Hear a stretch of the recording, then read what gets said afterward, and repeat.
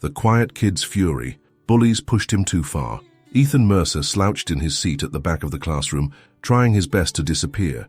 At 15, he was the newest student at Westlake Academy, having transferred just 3 weeks ago, when his father's job relocated them across the country. His lanky 5'8" frame carried barely 130 pounds, and his oversized glasses constantly slid down his nose.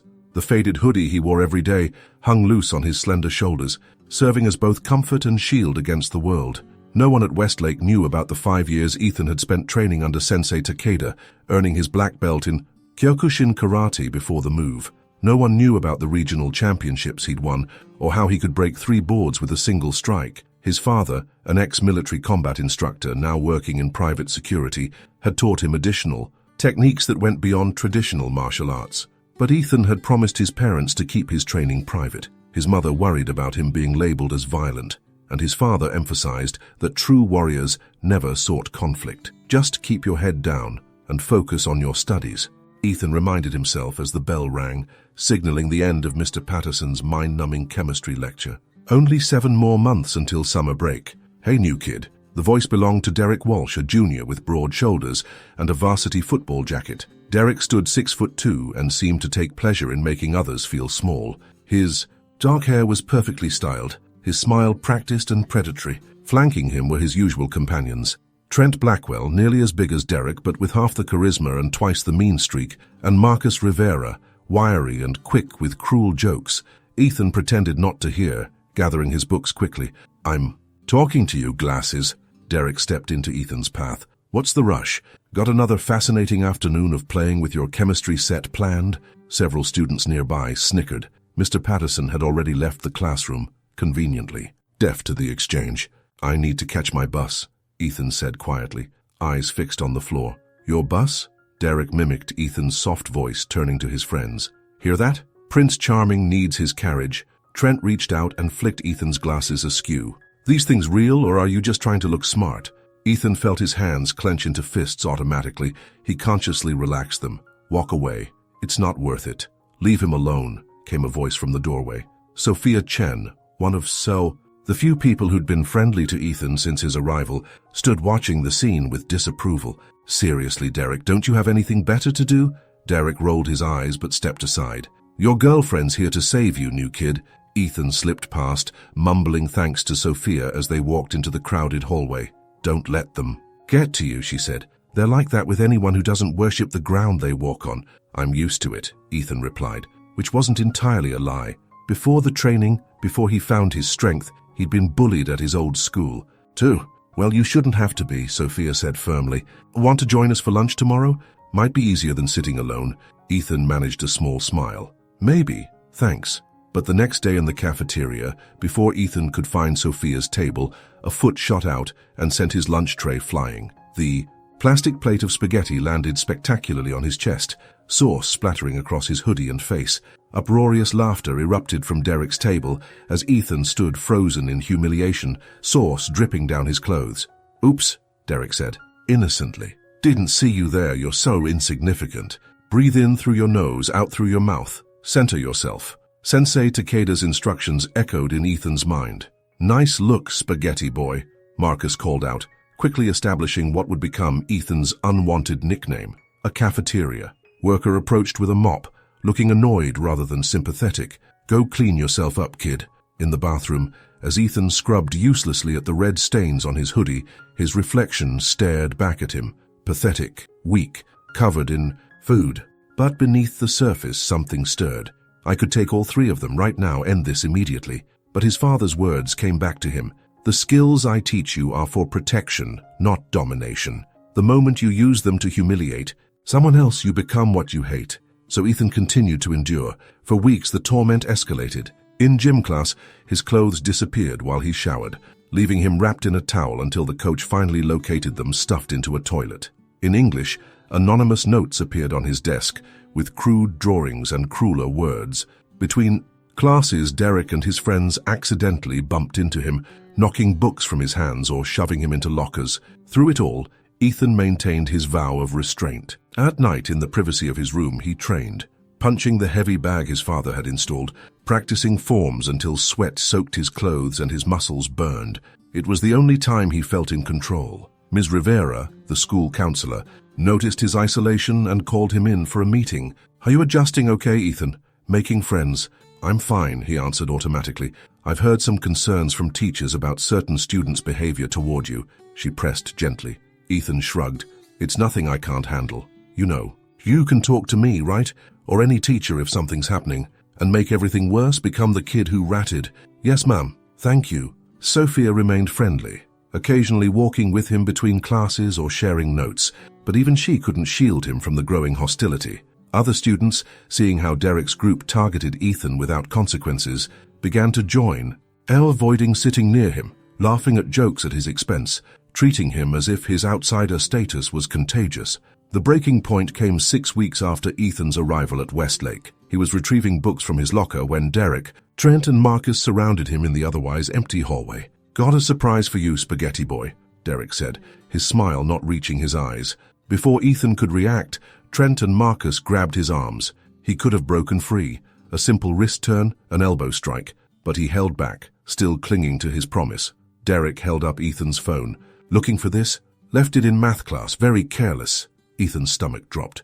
"Give it back." "Sure thing. Just wanted to check out your photos first." Derek turned the screen toward him. "Found some interesting stuff. You in pajamas with little cartoon characters. Adorable. Already shared that one around." "That's private," Ethan said, his voice tight. "Not anymore." Derek scrolled further. "Oh, what's this? Messages from Mommy. Miss you, honey bear. Don't forget your medicine." "How? Sweet." Something cold settled in Ethan's chest. "Stop it. Medicine? What's wrong with you, freak? Some kind of mental problem?" Derek's voice took on a mocking sing-song quality. "Does little Ethan need his special pills?" The medicine was for his mild asthma, but Ethan wasn't about to explain that. "Let me go," he said quietly. Derek leaned closer. "Or what? You'll cry? Tell your mommy." I said, "Let me go." "Make me," Derek sneered, shoving Ethan hard against the lockers. The metallic clang echoed through the empty hallway. Ethan felt something shift inside him. A line crossed. He looked up, meeting Derek's eyes directly for the first time. What Derek saw there made him step back involuntarily. "Whoa, psycho alert," Marcus laughed nervously. "Looks like he's gonna snap." "Whatever." Derek tossed the phone on the floor. "Let's go, this loser's not worth our time." They walked away, laughing and shoving each other, but Ethan noticed the uncertainty in Derek's posture. He'd sensed something changing. That night, Ethan couldn't sleep. The humiliation burned through him, images flashing behind his closed eyelids. The spaghetti, the stolen clothes, the mocking laughter, his private messages displayed for ridicule. He punched his pillow until his knuckles ached. "I'm done being their punching bag." The next morning, Ethan dressed with unusual care, jeans instead of sweatpants, a fitted t-shirt rather than his baggy hoodie. He left his glasses at home, putting in the contacts he usually avoided. When he looked in the mirror, a different person stared back. Shoulders straight, jaw set, eyes clear and focused. His mother noticed immediately at breakfast. "You look nice today. Special occasion?" "Just felt like a change," Ethan replied. Voice steady. At school he walked differently. Head up, steps purposeful. A few students did double takes as he passed. In first period, Miss Hernandez raised her eyebrows when she called his name and looked up to find him sitting tall instead of hunched in his usual self-protective posture. Sophia caught up with him between classes. "Wow, look at you. Did something happen?" Ethan smiled slightly. "Just decided it was time for a change." "Well, it suits you," she said, studying his face. "You okay? You seem different." "I'm better than okay," he replied, and he meant it. The new confidence didn't go unnoticed by Derek and his friends. At lunch, Ethan felt their stares from across the cafeteria as he sat with Sophia and her friends for the first time. "Spaghetti boy's trying to reinvent himself," he overheard Marcus say. "Should we remind him who he really is?" Derek studied Ethan with narrowed eyes. "Something's off about him today." "Who cares?" Trent replied. "He's still a loser." But they kept their distance that day, perhaps confused by the transformation, perhaps sensing the new energy radiating from their former victim. The confrontation, when it finally came, happened in the school parking lot 3 days later. Ethan was walking home, his usual route taking him past the area where upperclassmen parked their cars. Derek was leaning against his black Mustang, Trent and Marcus lounging nearby as they often did after school. "Well, look who it is," Derek called out as Ethan approached. "Spaghetti boy thinks new clothes make him a new man." Ethan could have crossed to the other side of the lot, avoided them entirely. Instead, he kept walking straight ahead, his path taking him directly past Derek's car. Ignoring me now? Derek stepped into his path. That's not very friendly. Ethan stopped, just out of arm's reach. I'm not looking for trouble, Derek, but trouble found you, didn't it? Derek's smile was razor sharp. You know what I think? I think your little makeover is just an act. Deep down, you're still the same pathetic loser who showed up here crying for his mommy. Several students had stopped to watch the confrontation, forming a loose circle around them. Ethan was acutely aware of the audience, of the moment balancing. On a knife's edge. Move aside, please, Ethan said, his voice calm. Derek looked at Trent and Marcus, eyebrows raised in mock surprise. Please? Such nice manners from someone who's about to get his ass kicked.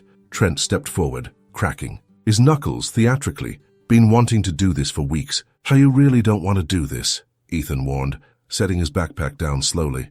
Oh, but we really do, Derek countered, moving closer. What happened next seemed to unfold in slow motion for those watching. Derek threw a punch aimed at Ethan's face, a telegraphed move that Ethan saw coming from a mile away. With minimal movement, Ethan shifted his weight, allowing the fist to pass harmlessly over his shoulder. Before Derek could recover his balance, Ethan swept his front leg, sending him sprawling to the asphalt. The crowd gasped. Derek scrambled to his feet, face flushed with anger and embarrassment. Lucky dodge, he spat. Trent, Marcus, let's teach him a lesson. They came at him together this time. Ethan moved with fluid precision, his body responding to years of training. He blocked Trent's wild swing and used the bigger boy's momentum to send him stumbling into Marcus. As they collided awkwardly, Ethan stepped back, hands raised in a defensive position that any martial artist would recognize. We can stop now, Ethan offered quietly. Walk away. No one needs to get hurt. Derek's answer was another charge. This time Ethan didn't just evade, he countered. A precise strike to Derek's solar plexus dropped him to his knees, gasping for air. When Trent grabbed Ethan from behind, he found himself flipped over Ethan's shoulder, landing hard on his back with a painful oof as the air rushed from his lungs. Marcus backed away, hands raised. What the hell, man? What are you? The circle of onlookers had grown, phones raised to capture the unbelievable scene. The invincible Derek Walsh and his crew, taken apart by the quiet new kid they'd tormented for weeks. Ethan stood in the center, breathing steadily, not even winded. I'm just someone who's tired of being pushed around. Derek struggled to his feet, holding his stomach. You're dead. You hear me? Dead. But the threat sounded hollow now, stripped of its power by his visible defeat. When he rushed at Ethan again, blind with rage, the outcome was even more decisive. 3 rapid strikes, too fast for most watchers to follow, and Derek was on the ground again, blood trickling from his nose, eyes wide with shock. Stay down, Ethan advised calmly. It's over. Fight, fight, fight. The chant started somewhere. In the crowd, students pressing closer to see the unfolding drama. Trent and Marcus had regained their footing and circled Ethan warily, looking to each other for confidence they couldn't find. When they attacked simultaneously, Ethan moved between them like water, redirecting their energy against each other. Trent ended up with a bloody lip courtesy of Marcus's wayward punch.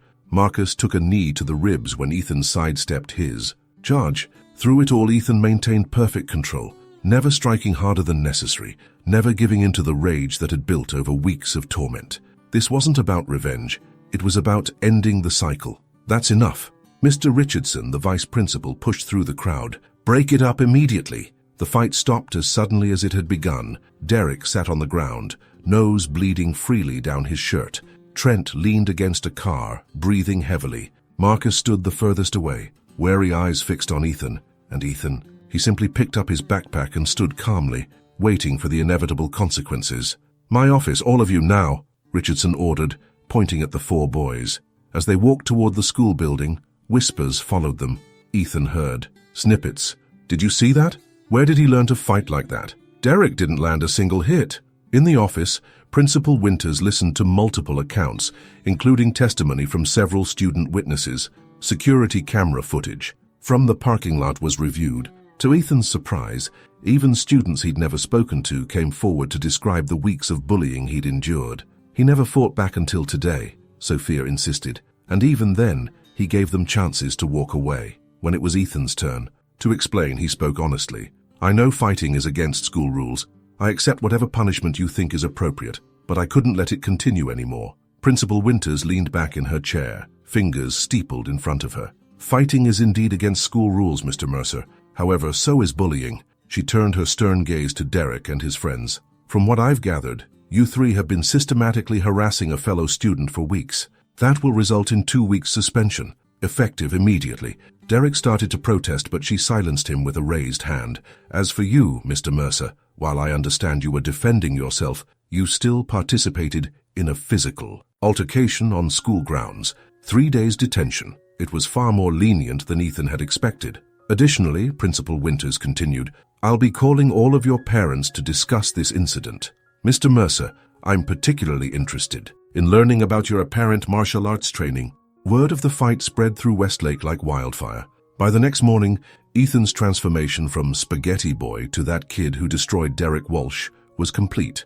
Students who had previously ignored him now nodded in recognition. As he passed, some even approached to introduce themselves or commend him for standing up to the school's notorious bullies. Derek, Trent, and Marcus were conspicuously absent, serving their suspensions. Rumors circulated about Derek's humiliation, how he'd cried in the nurse's office, how his father had been furious about his behavior, how his perfect nose might never look the same. Ethan took it all in stride, neither encouraging the gossip nor correcting exaggerations about his fighting prowess. In detention, he quietly completed homework and reflected on the choices that had led to this point. When Derek and his friends returned to school 2 weeks later, they were subdued. Derek's nose bore a small bandage, and he kept his distance. From Ethan, eyes averted when they passed in the hallway. The social hierarchy had shifted, not dramatically but noticeably. Derek's untouchable status had been punctured. The most surprising development came 3 weeks after the fight, when Derek approached Ethan alone in the library. Can I sit? He asked awkwardly, gesturing to the chair across from Ethan. Ethan nodded, wary but curious. Derek sat fidgeting with the strap of his watch.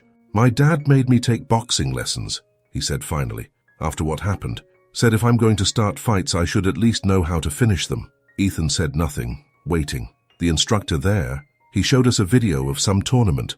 You were in it. Derek met Ethan's eyes briefly. Said you're some kind of champion. Was, Ethan corrected quietly. Before we moved. Derek nodded. Why didn't you just kick our asses from day one? Why let us, Ethan considered the question. My sensei taught me that fighting is always the last resort. My dad said the same thing. I was trying to honor that. Your dad teach you some of those moves? That wasn't just karate. He's taught me a few things. An uncomfortable silence stretched between them. Anyway, Derek said finally, standing, I just wanted to say, I was a jerk. My dad pointed out that if you'd wanted to really hurt me, you could have, so thanks for not doing that, I guess. It wasn't quite an apology, but coming from Derek Walsh, it was revolutionary. Clean slate, Ethan offered. Derek's mouth quirked in what might have been the beginning of a genuine smile. Yeah, clean slate. The remainder of the school year unfolded with a new equilibrium. Derek and Ethan weren't friends exactly, but the hostility had evaporated. Trent and Marcus followed Derek's lead, giving Ethan a wide berth. Other students, freed from the fear of association, gravitated toward Ethan's quiet confidence. He joined the school's martial arts club, eventually agreeing to help teach basic self-defense techniques to interested students. On the last day before summer break, Sophia found him cleaning out his locker. So transferring to a ninja academy next year, she teased. Ethan laughed. No, I'll be back. My dad's contract is for 3 years. Good, she said. Westlake needs you. Things are different since, and they were. The social dynamics had shifted subtly throughout the school. Derek still commanded attention, but his approach had changed. Less bullying, more actual leadership. Younger students reported fewer incidents of harassment. Even some teachers seemed to stand a little taller in the hallways, more attentive to the interactions around them. I'm not sure I did anything special, Ethan said. I just stopped letting myself be a victim. That's exactly what made it special, Sophia replied. You showed everyone it's possible to stand up for yourself without becoming what you hate. As they walked out of Westlake Academy for the last time that school year, Ethan reflected on his journey. He'd arrived as an outsider, endured weeks of torment and emerged stronger, not just physically but in character. He hadn't sought vengeance or humiliation, just an end to the cycle of abuse. And somehow that had changed not only his world, but the world around him. Sometimes, he thought, the quiet ones really do make the most noise.